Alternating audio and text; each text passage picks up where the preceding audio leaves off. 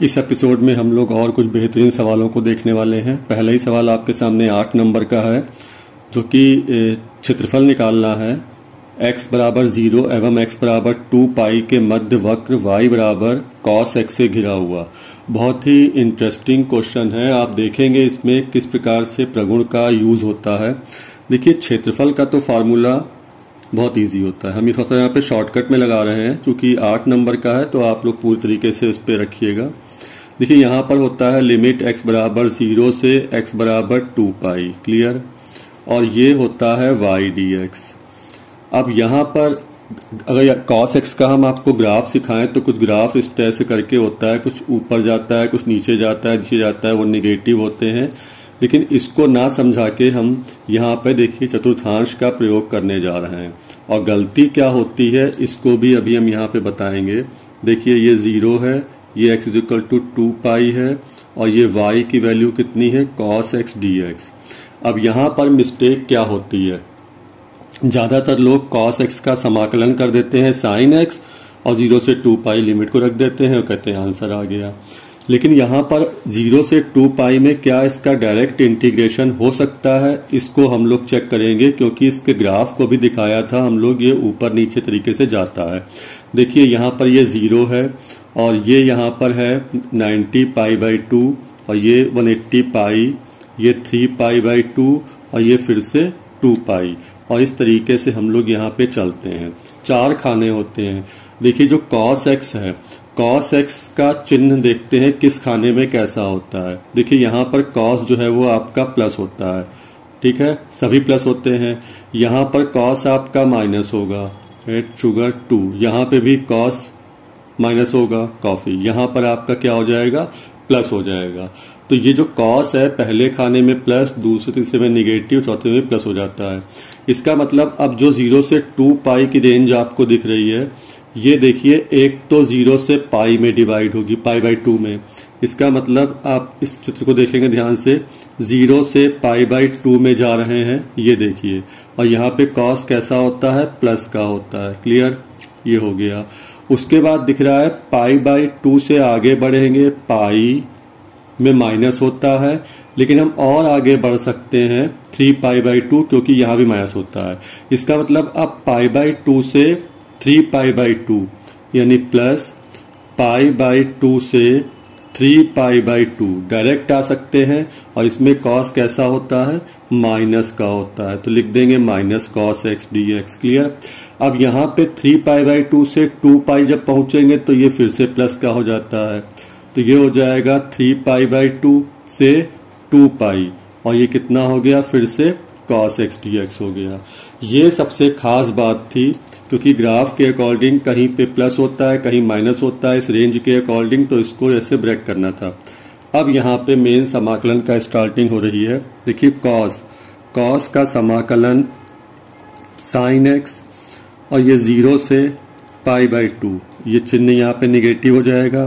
cos का फिर से sin x, और ये पाई बाई 2 से 3 पाई बाई 2, प्लस फिर cos का हो जाएगा sin x, ये 3 पाई बाई 2 से 2 पाई। अब देखिए, लिमिट को हम लोग रख रहे हैं, वैल्यू सब पता होनी चाहिए। पहले 90 रखेंगे, sin pi by 2 minus sin 0, minus, अब 3 पाई बाई 2 रखेंगे, sin 3 pi by 2 minus sin pi by 2, plus, अब x की जगह 2 पाई रखेंगे, ऊपर की limit 2 pi minus sin 3 pi by 2।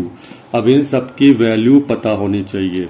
ये sin 90 है 1, sin 0 0 होता है, sin 3 पाई बाई 2 270, यानी कि यहाँ पर मान पूछ रहे हैं 270 का, तो sin 270 का मान अगर नहीं याद आ रहा है तो आप देखिए 270 90 के ठीक पीछे है, तो 90 पे मान चूंकि 1 होता है, इसलिए 270 पे मान हो जाएगा -1, और माइनस साइन 90 का मान फिर से 1 हो जाएगा, प्लस अब ये साइन 2 पाई है, तो अगर साइन 2 पाई का मान हमें नहीं याद है, देखिए 2 पाई वाली लाइन यही है, 2 पाई की लाइन वही है जो 0 वाली है, तो जो मान साइन 0 का होता है वही 2 पाई का होता है यानी 0, और साइन 3 पाई बाई फिर से इसी का मान चाहिए है, तो ये हो जाएगा -1। सबकी वैल्यू रख दी गई है। अब इसको हम लोग ध्यान से सॉल्व करते हैं। 1 -2 हो जाएगा और हो जाएगा अंदर प्लस का 2 और माइनस प्लस का 1 हो जाएगा, ये 1 और मिला के आ गया 4। चूंकि ये क्षेत्रफल था इसलिए इसको लिखेंगे 4 वर्ग इकाई। चूंकि ये 8 नंबर का सवाल दिया है, बहुत ही उम्दा सवाल दिया है 8 नंबर का, क्योंकि वास्तव में इस सवाल में 8 नंबर के लायक काम था जो ये ब्रेकिंग करी गई है प्रगुण। सवाल नंबर 2 दिख रहा है आपको, प्रायिकता का है। एक परिवार में 2 बच्चे हैं, यदि यह ज्ञात हो कि बच्चों में से कम एक बच्चा लड़का है तो दोनों बच्चों के लड़का होने की क्या प्रायिकता है। देखिए सवाल प्रतिबंधी का है, क्योंकि इसमें एक कंडीशन लगी है कि यदि यह ज्ञात है तो कुछ प्रायिकता ज्ञात करनी है।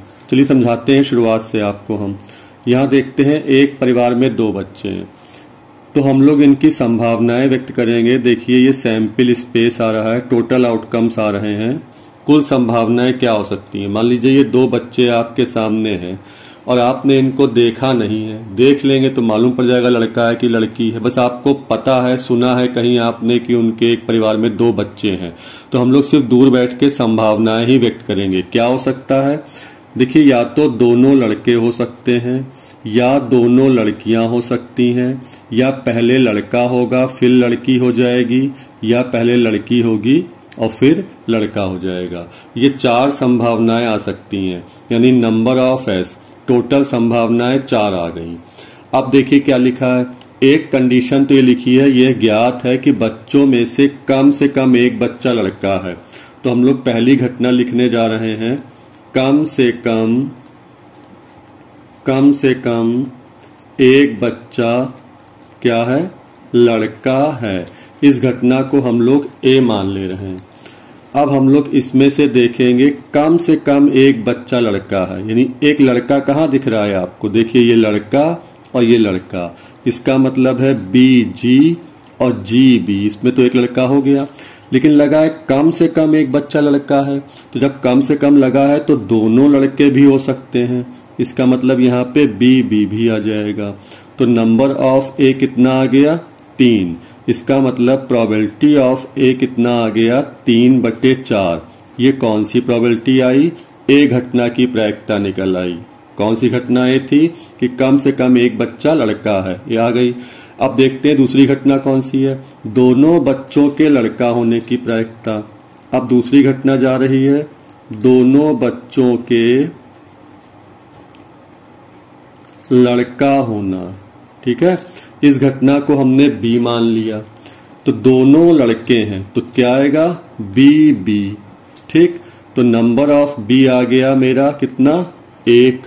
तो प्रोबेबिलिटी ऑफ बी कितनी आ गई, 1, और टोटल संभावनाएं 4 थी।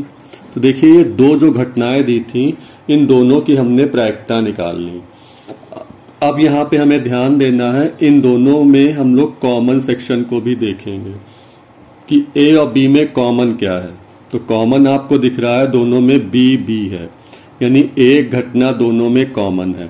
Number of A intersection B बराबर 1, यानी probability of A intersection B हो जाएगी 1/4। ये इंटरसेक्शन क्यों निकाला है, अब हम आपको बताने जा रहे हैं क्यों निकाला है। सवाल देखते हैं।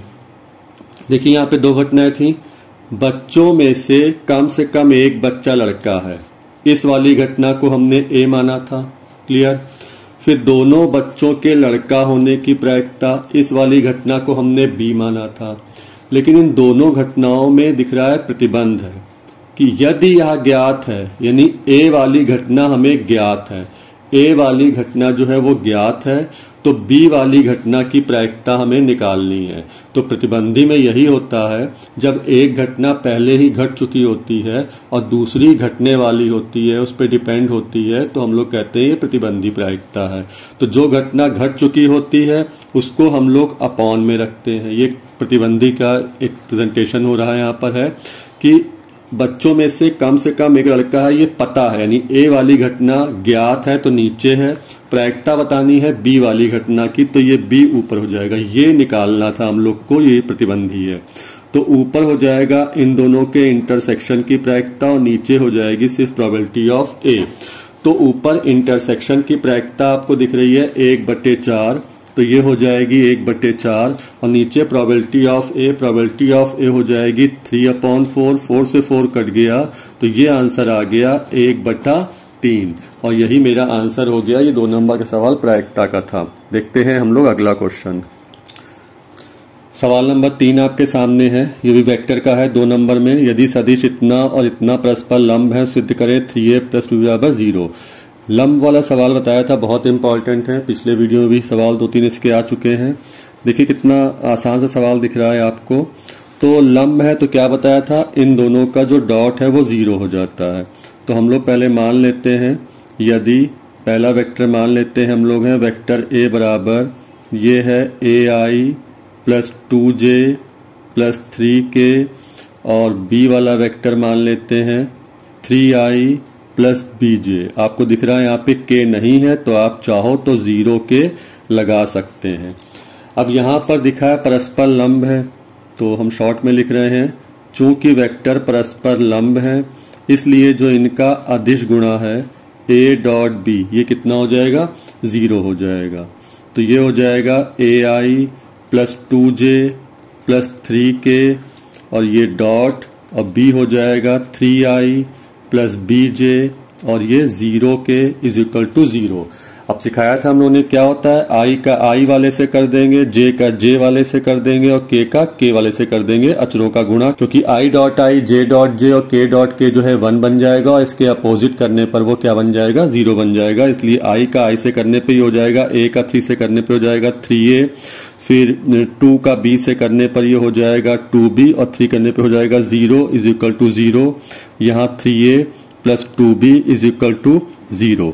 और अगर आपको लग रहा है ये काफी डायरेक्ट हो चुका है तो कि हमने यहाँ पे डायरेक्ट किया है, तो आप एग्जामिनर को बताइए कि i.i और ये j.j और ये k.k ये सब क्या होते हैं, 1 होते हैं, जबकि i.j, j.k, k.i ये सब क्या होते हैं, 0 होते हैं। तो जब यहाँ पे डॉट किया गया है तो जहां जहां ऐसा मिला है वो 1 होके गायब हो गया है और जहां 2 अपोजिट मिले हैं वो 0 बन गया है, इसलिए इनको कर दिया गया और ये सिद्ध होके आ गया है।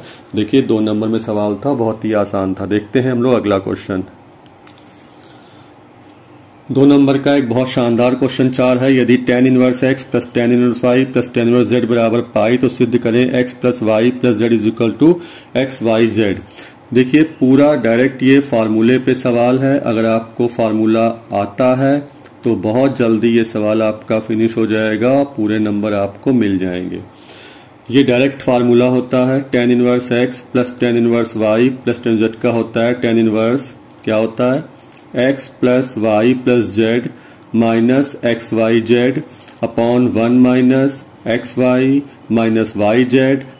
- zx = पाई।